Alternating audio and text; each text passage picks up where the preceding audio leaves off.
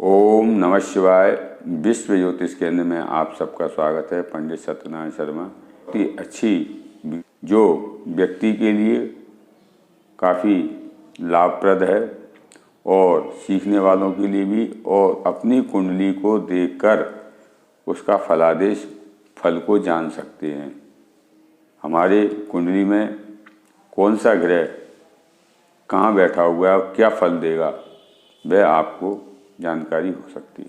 मेरे चैनल को सब्सक्राइब नहीं किया है, सब्सक्राइब करें, लाइक करें, शेयर करें, जिससे अन्य व्यक्ति को इसका लाभ मिले। तो भाव स्थिर कारक ग्रह, तो ये चतुर्भुज है, पहला, चौथा, सातवां, 10वां, इसको केंद्र बोलते हैं। जो केंद्र में सभी ग्रह बलवान होते हैं, और यदि अपनी उच्च राशि में हो, स्वग्रही हो, मित्र की राशि में हो, तो काफ़ी बलवान होते हैं और बहुत अच्छा फल देते हैं। और यदि शत्रु राशि में हो, नीच की राशि में हो, अच्छा फल नहीं देते। जो फल देना चाहिए वो फल नहीं दे पाते, उसमें कमज़ोर हो जाते हैं। ऐसे ही जैसे कि प्रथम भाव में सूर्य कारक है, और नवम भाव में त्रिकोण में सूर्य कारक हैं, और दसम भाव में भी सूर्य कारक हैं। जो सूर्य प्रथम भाव, नवम भाव भाग्य के स्थान में और दसम भाव पे ये काफ़ी अच्छा फल देते हैं, शुभ फल देते हैं। यदि सूर्य अपनी स्वयं की राशि में हो, मित्र की राशि में हो और उच्च राशि में हो, उच्च के अंश में हो, तो बहुत ही अच्छा फल देते हैं। इसी प्रकार गुरु बृहस्पति द्वितीय भाव में, त्रिकोण पंचम भाव में, और नवम भाव भाग्य भाव में, और कर्म भाव दसम भाव में, और 11वें भाव में लाभ भाव में बहुत ही अच्छा फल देते हैं। यदि ये अपनी उच्च राशि में हो, स्वग्रही हो, मित्र की राशि में हो, तो बहुत ही शुभ फल देते हैं। और यदि नीच राशि में हो, शत्रु राशि में हो, तो फल नहीं मिल पाता, गुरु बृहस्पति कमज़ोर हो जाते हैं। इसी प्रकार दसम भाव में सभी ग्रह बलवान होते हैं। सूर्य, बुध, गुरु, शनि, मंगल और राहु भी बलवान होते हैं इसमें, दसम भाव में। इसी प्रकार मंगल पराक्रम में, क्योंकि मंगल सेनापति हैं, और ये पराक्रम मनोबल को बढ़ाने वाले, और साथ में किसी भी कार्य में व्यक्ति पराक्रम से उस कार्य को में सफल होता है और उस कार्य की प्राप्ति करता है। तो मंगल तीसरे भाव में, छठे भाव में और दसम भाव में कारक होते हैं, जो कार्य को सिद्ध करने में बलाबल का प्रयोग करते हैं और सफल भी होते हैं। इसी प्रकार चंद्रमा मन का कारक है। चंद्रमा चतुर्थ भाव में अच्छा फल देता है और कारक होता है। यदि इस भाव में बैठेगा तो सुख की, भौतिक सुख सुविधाओं की, माता की और प्रॉपर्टी से संबंधित जायदाद, मकान आदि की में वृद्धि करते हैं। इसी प्रकार गुरु का मैंने आपको बता ही दिया। इसी प्रकार शनि छठे भाव में कारक होते हैं, और मंगल तो कारक होते ही हैं, साथ में अष्टम भाव में भी शनि कारक होते हैं, और 12वें भाव में भी शनि कारक होते हैं, और दसम भाव में भी शनि कारक होते हैं, और तृतीय भाव में भी कारक होते हैं। पर छठे भाव, अष्टम भाव, दसम भाव और 12वें भाव में कारक होते हैं। यदि ये स्वग्रही हों, बलवान होकर बैठें, तो कार्य में सफलता मिलती है। जैसे कि छठे भाव में बैठेंगे, रोग और शत्रु का नाश करेंगे, और यदि अष्टम भाव में बैठेंगे, आयु की वृद्धि करते हैं, यदि बलवान होकर बैठे हुए हैं। इसी प्रकार यदि शनि 12वें भाव में बलवान होकर उच्च के बैठे हों, स्वग्रही होकर बैठे हों, मित्र की राशि में बैठे हों, तो व्यक्ति को विदेश यात्रा आदि का और भी सुख सुविधाओं का लाभ मिलता है। और इसी प्रकार बुध चतुर्थ भाव में कारक होते हैं और दशम भाव में भी कारक होते हैं, जो अच्छा फल देते हैं। दशम भाव में सभी ग्रह कारक होते हैं। इसी प्रकार शुक्र सप्तम भाव में कारक होते हैं, चतुर्थ में भी कारक होते हैं शुक्र।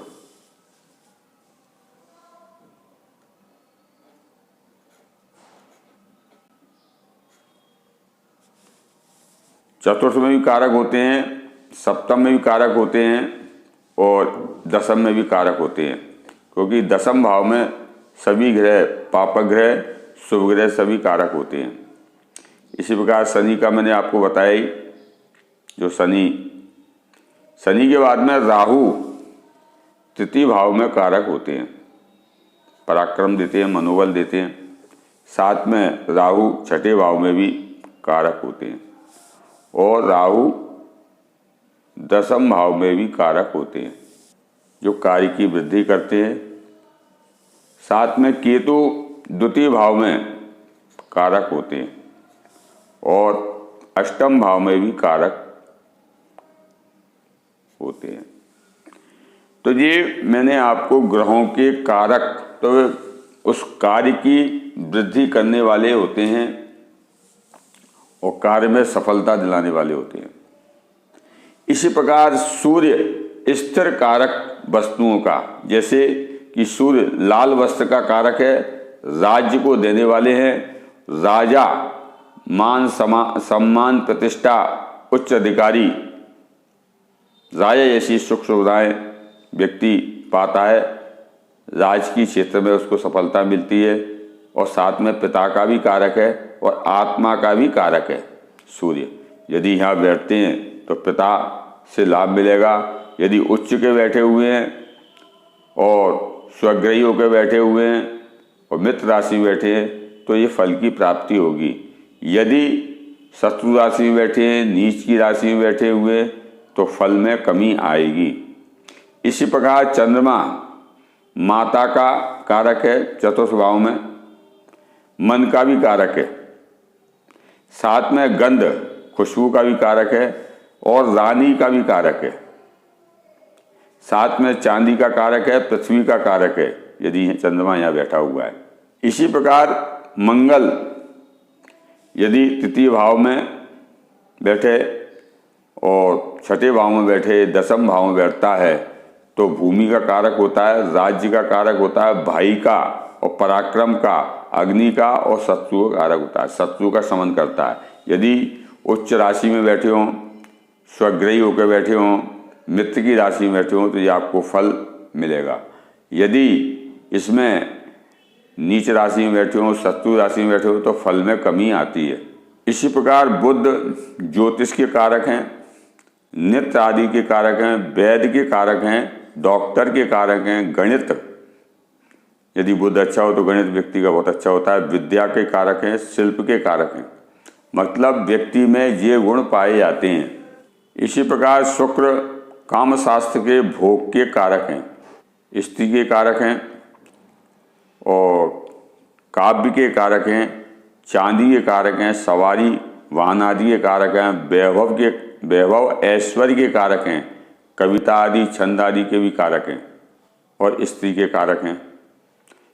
शुक्र वैभव ऐश्वर्य भोग देने वाले ग्रह हैं, वीर के भी कारक हैं। शुक्र बलवान होकर बैठे, उच्च राशि में बैठे, स्वग्रही होकर बैठे तो बहुत ही अच्छा फल देते हैं। और यदि नीच राशि में बैठे, शत्रु राशि में बैठे तो उस चीज़ों में कमी आ जाती है।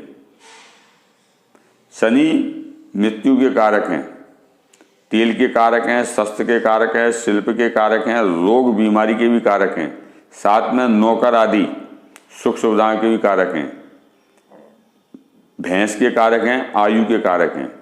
यदि शनि बहुत अच्छे बैठे हुए हैं, बलवान होकर बैठे हुए हैं, स्वग्रही होकर बैठे हुए हैं, उच्च के बैठे हैं, शुभ ग्रह की यदि दृष्टि है शनि पर तो इसका फल बहुत अच्छा मिलता है शनि का। यदि शनि कमज़ोर हैं, पावर उनकी कम है बलवान नहीं है तो उसमें कमी आती है, और बलवान होकर बैठे हैं तो वे सुख सुविधाओं की आयु की वृद्धि करते हैं शनिदेव। इसी प्रकार राहु व्यक्ति के बलवान होकर बैठ जाए, उच्च का बैठ जाए, मित्र की राशि में बैठे तो बहुत अच्छा फल देता है। व्यक्ति सट्टे से, जुए से, लॉटरी से काफ़ी पैसा कमाता है, पर कमाता वो गलत तरीके से ही है, पर पैसा उसके पास बहुत होता है। व्यसन करने वाला होता है, दुराचरण करने वाला होता है, सर्प के कारक है, मृत्यु के भी कारक हैं साथ में, और भ्रम के भी कारक हैं। व्यक्ति को भ्रम में डाल देते हैं। व्यक्ति को जब निर्णय लेने जाता है तो सही डिसीजन नहीं ले पाता। तो इसी प्रकार केतु चर्म के, रोग के और घाव के कारक हैं। यदि केतु अच्छा बैठा हो, उच्च की राशि में बैठा हो, मित्र की राशि में बैठा हो, तो चर्म रोग से संबंधित समस्याएं नहीं आएंगी, रोग कम सताएगा, घाव वगैरह से संबंधित प्रॉब्लम कम आएंगी। और यदि केतु निर्मल है, बलवान नहीं है, कमजोर है, नीच का है, तो व्यक्ति को ये समस्याएं उत्पन्न करते हैं केतु महाराज। तो ये मैंने आपको भाव स्थित कारक ग्रह बताए, साथ में स्थिर कारक जो ग्रह हैं वो किस किस चीज़ों पर कार्य करते हैं, जो अपन फलादेश को समझ सकते हैं, फलादेश अपन निकाल सकते हैं अपनी कुंडली को देखकर। ओम नमः शिवाय।